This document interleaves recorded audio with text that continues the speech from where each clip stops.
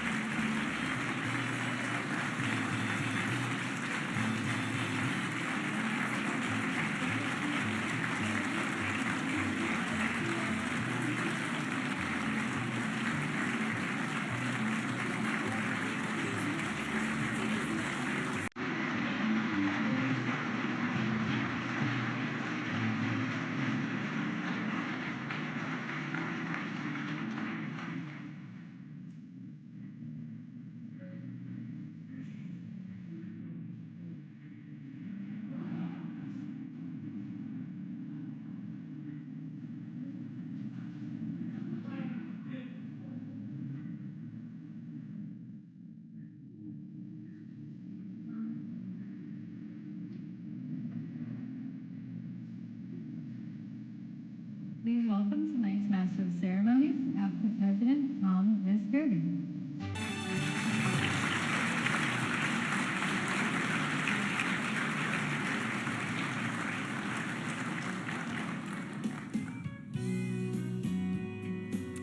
Secretary Blinken, Director Burns, Ambassador Thomas Greenfield, Director General Bernacat, friends and colleagues, esteemed members of the Foreign Service family, ladies and gentlemen, good evening, and thank you all for being here tonight to celebrate the centennial of both the Foreign Service and the American Foreign Service Association.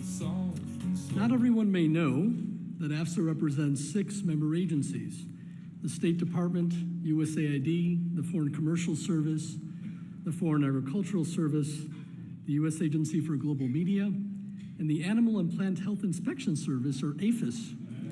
Now, APHIS are the folks who may seize your prized cheese and fruit at the airport when you return from overseas, sniffed out by their vaunted Beagle Brigade. That happened to me on more than one occasion. But in any event, I'm happy to have each of these agencies represented here tonight. We are proud that over 80% of active duty foreign service employees choose to belong to our organization, making AFSA truly the voice of the Foreign Service. I'd like to thank Director General of the Foreign Service, Marcia Bernacat, for being our Gala partner and an enthusiastic supporter of the Foreign Service and our Centennial plans.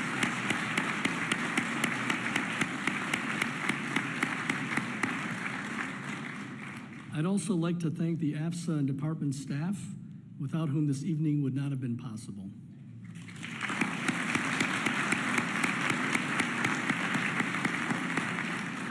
Additionally, I would like to recognize our primary sponsor, our friends at the American Foreign Service Protective Association, as well as Ambassadors John Negroponte and Roseanne Ridgway for their generous donations that made this commemoration event a reality. Thank you. Thank you.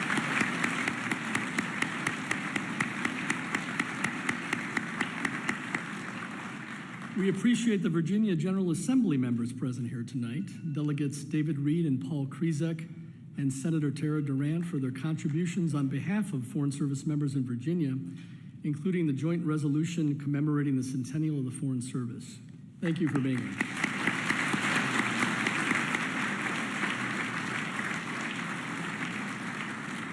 Finally, I'd like to recognize the members of our Centennial Honorary Committee, many of whom are in this room with us tonight. We are saddened by the passing of Ambassador Esther Cooper-Smith, and very glad that Janet Pitt, her longtime Chief of Staff, can join us in her memory. Where is Janet? Is she here tonight? Well, she was part of our Centennial Committee, and we honor her memory. 100 years ago this month, the enactment of the Rogers Act combined the diplomatic and consular functions and laid the foundations for a professional U.S. Foreign Service. This act established personal ranks with pay scales, merit-based hiring and promotions, and a retirement and disability system, along with many other provisions that recognize the unique nature of the Foreign Service work. 1924 also saw the birth of AFSA as the professional association of this service.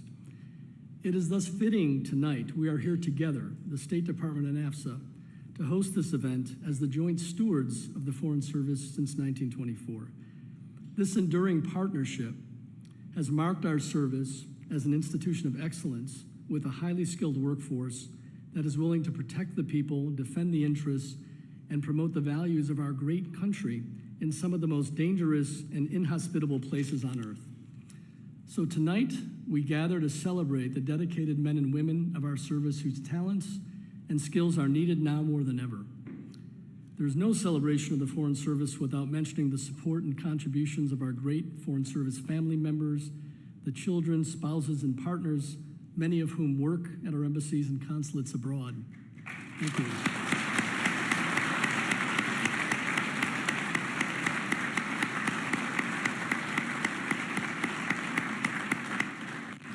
They also know what duty and sacrifice mean. I also want to recognize the backbone of our Foreign Service, the tens of thousands of locally employed staff all over the world whose expert advice and dedication to the United States advance our interests, sometimes at great risk to themselves and their families.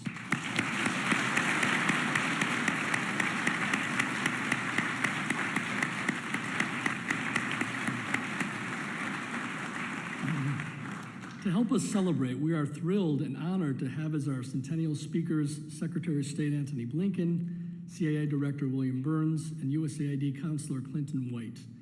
At the end of their remarks, Director General Bernadette will lead us all in a toast.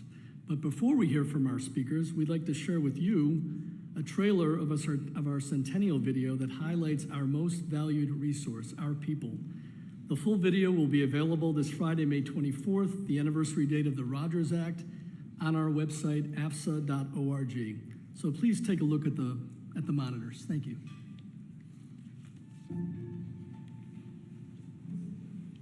I'm really proud that we as Americans define our interests not just in our own prosperity and our own security, but that we also define our good in terms of the world. For every person who's free, for every person who gets to earn a decent living and raise their family in a protected environment, that's a safer world for Americans too. We're the first line of defense for America. We're not armed, we're not the military, but we're the first line of defense to protect American interests and also to promote our values. That's incredibly important. It's not just the interests we promote, it's also what makes us Americans. Every country, every assignment, there's something new and interesting and exciting. You also are able to make a difference in people's lives. We are about American prosperity, American security, and we are the bridge between the United States of America and the rest of the world. What I think Americans should know about the Foreign Service is that the Foreign Service is just going to continue to evolve and become more diverse, and that's going to be better for everyone, because once we become more diverse, we understand other cultures better and what other governments need in order to make connections. When we do our job well, nobody really knows, and so we're preventing conflict. We're promoting trade and peace and prosperity. If done well, it's like a pilot. If the plane doesn't crash, everything went well. And so I think we're sort of these invisible, I would say everyday heroes behind the scenes. I'm very optimistic about where we're going, and I can tell you what has made us the essential nation, as Secretary Albright called us, is the fact that we don't look at challenges and look to run from them. We tackle the issues we see, and I see that in my colleagues every day who put in enormous amounts of time, energy, and effort to addressing impossible situations and making them better. So I'm optimistic, yes.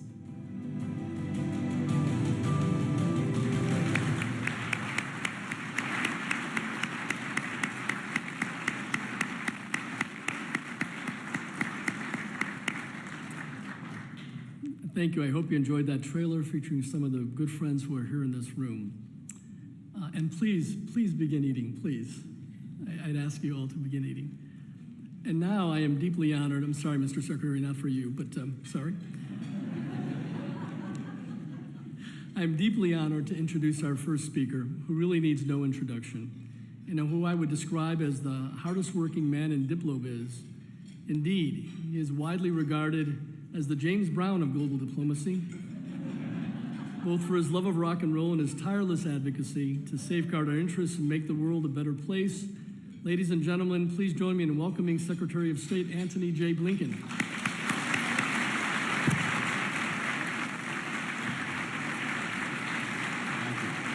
Thank you. Thank you very much. Thank you so much. Good evening, everyone. And it is wonderful to see so many colleagues here tonight, to see so many people as I look around the room that I've learned from and looked up to over these years. Welcome home to those of you who are coming back to the department this evening. I think, as always, it's particularly fitting to be watched over by Ben Franklin, our nation's first diplomat, who's been called the original father of the Foreign Service. In his presence tonight, but also in the presence of so many others, I just want to say a few words, mostly of gratitude for the extraordinary group that's here tonight, as well as the extraordinary group of professionals that you each represent.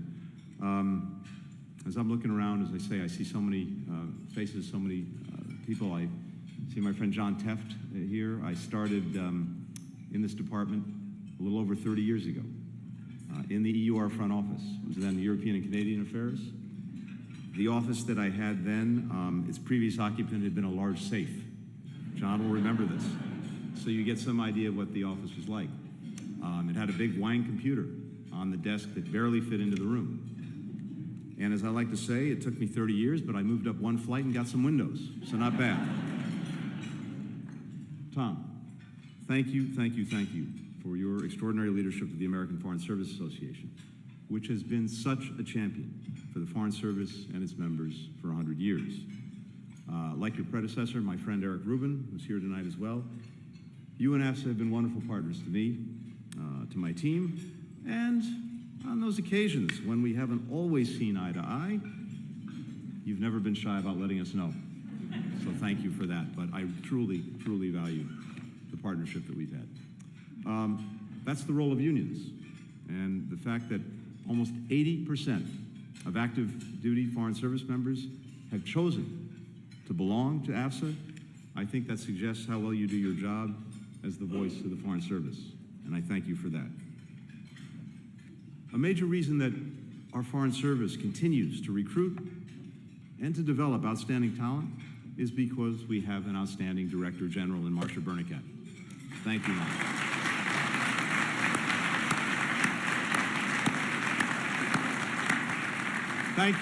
Thank you for not just 4 decades of remarkable service, but for everything that you're doing now to strengthen our workforce, because that is what this institution is all about.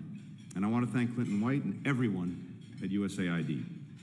I get to see this, as so many of you do, going around the world. The place where the rubber really meets the road is with USAID. I've seen the difference that it's making in country after country, in genuinely changing people's lives for the better, and advancing our diplomacy in the most concrete and so the most powerful ways possible. We're grateful to be in the trenches alongside of you. And then finally this evening, look, I wanted to be known as the man who brought Bill Burns back to the State Department.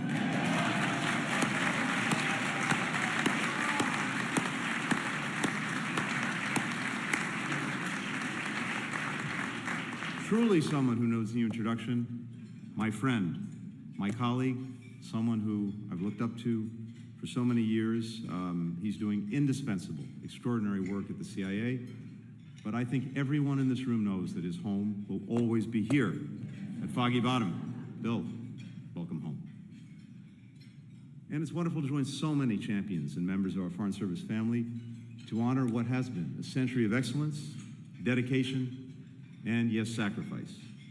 I want to especially recognize, as Tom did, all the children, all the spouses, all the loved ones who've made so many changes in your own lives so that a parent or partner could serve. Just weeks after taking office, President Biden came to this department to underscore, as he put it, diplomacy has always been essential to how America writes its own destiny. American diplomacy has indeed always been essential, but maybe not always quite so professional. Before the 20th century, our representatives abroad received essentially no training and very little guidance from Washington. Maybe that last part wouldn't be so bad today. But the few envoys who sent dispatches home found their reports, as one historian put it, and I quote, generally ignored and often lost. I'm sure no one in this room can relate to that. In 1889, a respected New York newspaper called for abolishing the diplomatic service entirely, deeming it, and I quote, a costly humbug and a sham. So, I think we've seen the department's reputation improve considerably in the years after Congress passed the Rogers Act in 1924, unifying our diplomatic and consular service into a single foreign service, with competitive entrance exams, as you heard, enhanced training, merit-based promotion, retirement benefits. Through hot and cold wars, democratic waves and technological revolutions, our diplomats, our development experts, have adapted to meet every single challenge. And we haven't just grown from 633 Foreign Service members in 1924 to almost 14,000 in 2024. We've also transformed ourselves in the process. Where we work, what we work on, how we work on it. But the core mission that's animated this service, that core mission has endured, helping our policymakers understand the world and helping the world understand the United States a little better, and drawing on every possible tool to help make the American people a little bit more secure, a little bit more prosperous, a little bit more healthier, a little bit greater access to opportunity. Today, we find ourselves at an inflection point. In so many ways, what we do now and in the months and few years ahead will likely determine the future for the American people and for the world for decades to come. There is so much change in this moment, and the way we adapt to it, the way we shape it, the way we adjust to it, that is going to have profound repercussions for a long, long time. Geopolitical competitors and emerging powers reshaping the strategic landscape. Problems like our warming planet, the threat of another pandemic, food insecurity, the synthetic drug crisis, irregular migration, displacement. These are just as transformative, and they are affecting the lives, the livelihoods of Americans, people around the world in profound and concrete ways. Emerging technologies like artificial intelligence, quantum computing, holding both incredible promise and possibility, but also posing serious risks to our security and to our values. In this moment, I am convinced that diplomacy matters more than ever, and so our diplomats matter more than ever. There's a greater imperative than at any time in the 30 or so years that I've been doing this to find ways to work cooperatively with other countries, other partners. We know two things. We know that if America's not leading, if America's not engaged, then likely someone else will do it in our place, and probably not in a way that advances our interests and values. Or maybe just as bad, or even worse, no one does it, and then you have a vacuum filled by bad things before it's filled by good things. But we know equally that we need more than ever to find partnerships, to find cooperation, to find coordination if we're going to effectively address these challenges. And that's exactly where our diplomats come in. They are the ones who are doing it. That's why we're investing in the future of the State Department and the Foreign Service, so that we can meet these tests and actually seize the opportunities of these coming decades. And like Marsha, like everyone you heard on the video, I'm confident that we'll succeed, because across 100 years of turbulence, of transformation, one thing has remained constant. You, the women and men of the Foreign Service. Your skill, your intellect, your courage, your resourcefulness, your dedication to our shared mission. Now, unlike the Foreign Service exam a century ago, we no longer require a candidate to name the Greek minister who aided the Anglo-French expedition at Salonika. Don't worry, no pop quizzes tonight. By the way, that person was Eleftherios Venizelos. But whenever I talk to one of our team, whenever I talk to a Foreign Service officer, what strikes me is the extraordinary political intricacies you can analyze, the cultural nuances you can explain, the quick, effective problem solving that you do. And for good measure, you can often share all of that in Hindi, in Arabic, and Swahili.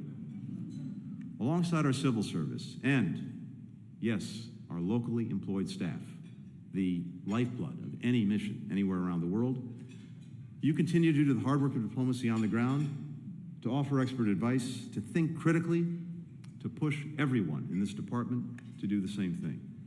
Whether it's negotiating treaties or trade deals, whether it's delivering vaccines to rural communities, processing passports at a consular window, each of you is a testament to the power of American diplomacy at its best. AFSA highlighted that impact with its Foreign Service Proud Centennial campaign, asking members to submit experiences in their careers that made them feel honored to serve. Some focused on helping shape events of historic significance, supporting the Green Revolution and agriculture in the Philippines, assisting American citizens in China during the COVID crisis. Many of the submissions, though, were about the kind of exchanges that probably don't make it into the news. The small things that add up to something really big. Handing out food and water in the aftermath of a hurricane or an earthquake. Holding the hand of an American expat in India during his final hours. Dressing up as Santa to bring holiday cheer to children at an orphanage in Croatia. And whether it's 1924 or 2024, your ability to connect with people, to immerse yourself in a country, to bridge cultures, to tap into our shared humanity, that is the unique and enduring strength of the Foreign Service. Many of us of a certain generation used to spend the holiday season doing the same thing because it was unavoidable. If you had your television on, at some point during the holiday season, one movie always came on every single year. It's a Wonderful Life. And for those of you who don't remember the movie, it's probably my favorite movie of all time. Jimmy Stewart plays George Bailey. And George Bailey's about to take his life at the beginning of the film because he thinks he's been a failure to his family, a failure to his community, a failure to his town.